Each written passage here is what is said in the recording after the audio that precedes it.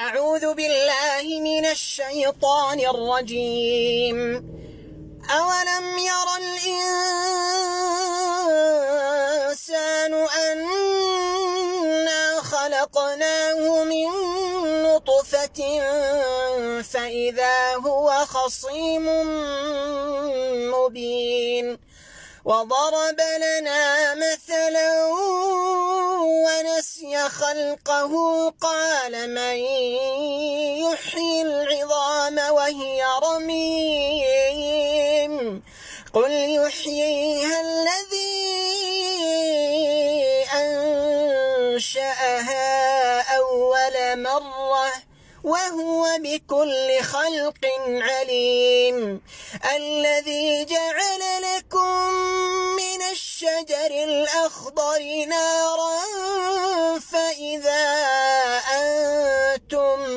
فإذا أنتم منه توقدون أوليس الذي خلق السماوات والأرض بقادر على أن يخلق مثلهم بلى وهو الخلاق العليم.